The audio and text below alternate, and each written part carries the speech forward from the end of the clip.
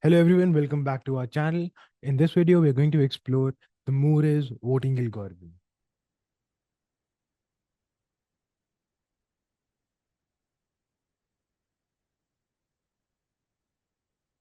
Now, this is yet another very interesting algorithm that can be used to solve multiple questions. So look at the whole thing very carefully, watch the whole video. Whatever doubts you get, put them in the comment section below and I'll be more than happy to answer all of your doubts. So without wasting any more time, let's get started. So the Moore's voting algorithm is used to find or search something called as a majority element. Okay.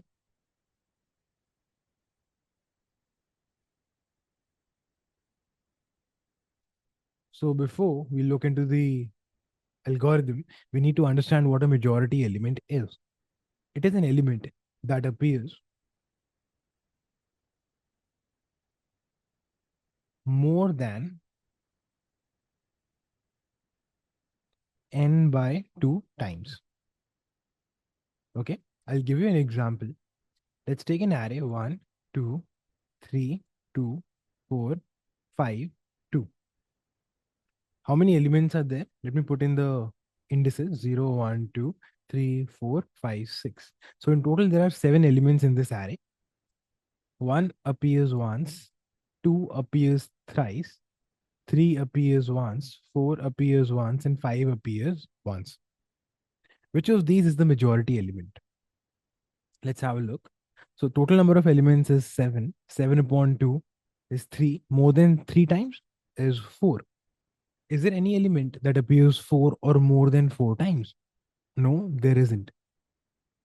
2 appears maximum number of times, but this is not the majority element. A majority element is an element that appears more than n by 2 times. So if there was an element that appeared 4, 5, 6, or 7 times, that would have been the majority element in this case. Okay.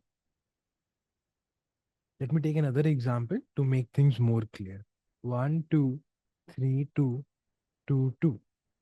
Okay. Let me put the indices once again 0, 1, 2, 3, 4, and 5. 1 appears once, 2 appears 4 times, and 3 appears once in this particular array. In total, we have 6 elements in this array. 2 appears, so 6 upon 2 is 3. More than 3, 4, 5, 6. So 2 appears more than n by 2 times, which means this is a majority element. Okay. So in an array, you can have 0 majority elements, like I gave an example over here, or you can have 1 majority element. You can never have more than one majority element. There cannot be 2 majority elements in an array because 2 elements cannot appear more than n by 2 times, right? Cool. So these are the two cases that can be present in front of us. So first of all, I'll show you a brute force method of finding out which one is the majority element, if there is any. So let me write the pseudo code for that. Look, this is quite simple. If we sort the array first, and then you take the middle element,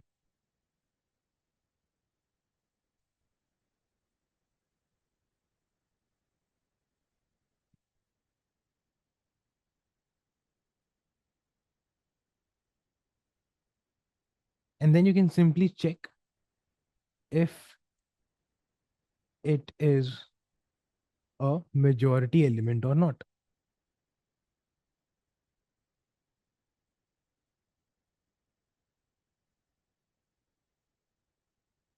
That's it.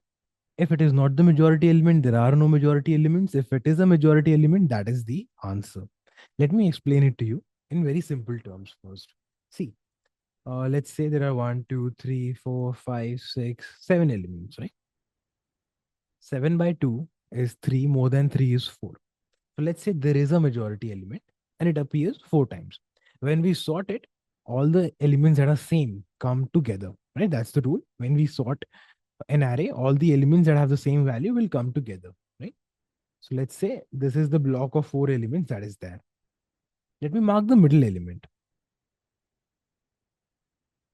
Now this block can be placed anywhere in this array and you will see that it is always blocking the middle index.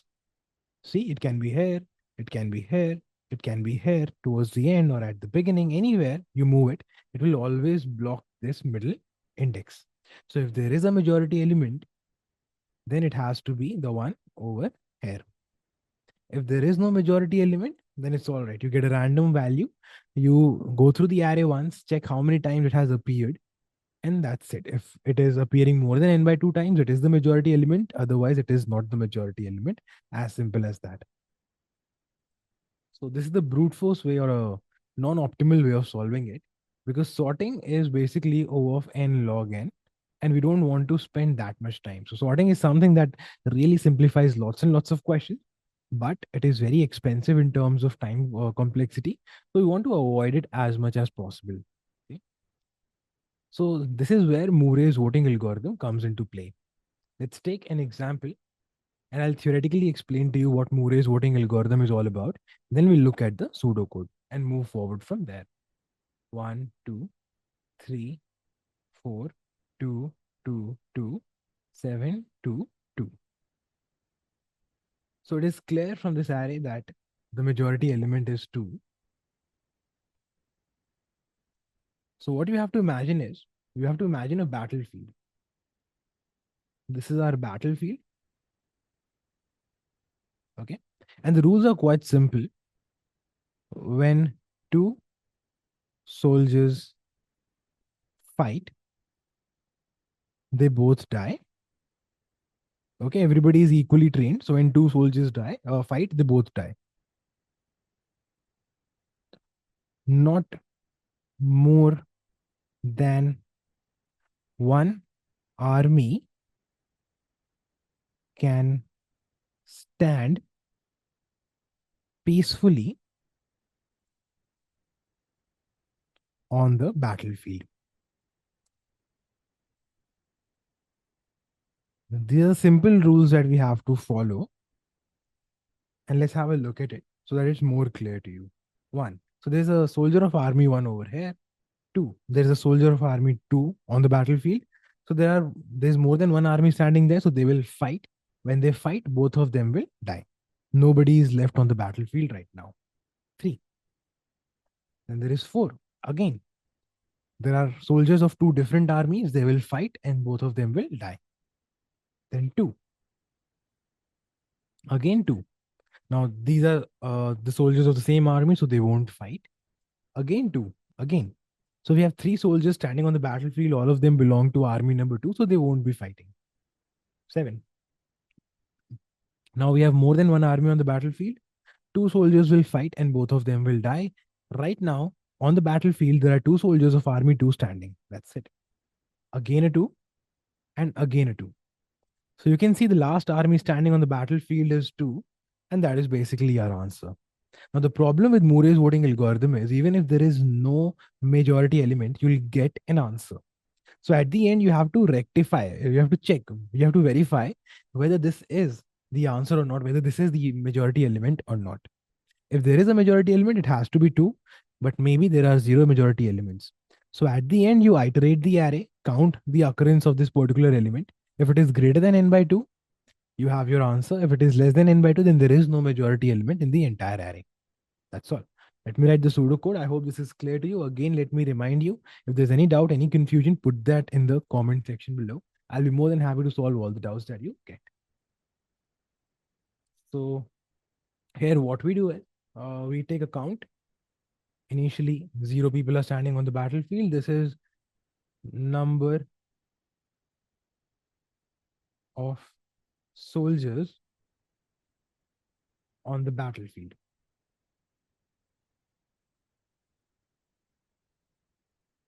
Okay.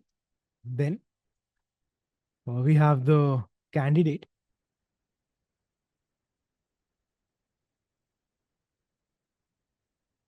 So this is the army standing on the battlefield.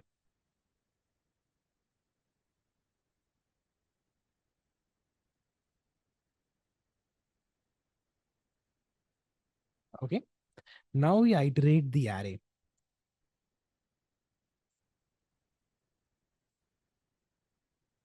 Let's call it array A from 0 A dot size minus 1. Right from the beginning till the end, we are iterating this array with an iterator I. Okay. Every time what we are doing is, first of all, we'll just check if the count is 0. Let's just check if count is 0. If it is 0, if there is nobody on the battlefield, then what we are going to do next is we are going to make this new army as the army standing on the battlefield, A of I, and we are going to increment the value of count. One soldier of candidate army is standing on the battlefield now. So count plus plus. If this is not the scenario, if there is somebody already on the battlefield, then we'll have to check else if A of I is equal to candidate. That means the army that is already on the battlefield, another soldier from that same army has joined them, which means we'll simply increment the number of soldiers on the battlefield as count plus plus. Else means that there is already an army on the battlefield, somebody from another army has come onto the battlefield. So now both of them will die and fight, which will reduce the number of soldiers on the battlefield by 1. So in else, we will simply do a count minus minus. And this is it. When we come out of this loop, we simply verify. How do we verify? I'll tell this again. You have to iterate the entire array, that is O of n operation. Count how many times this candidate element has occurred in the array. If it is greater than n by 2, this is your answer. If it is less than n by 2, there is no majority element in the array. So now you verify if candidate is the majority element and return. That's all. This is the Moore's voting algorithm. So that was it for today, guys. I'll see you in the next video. Thank you so much for your time.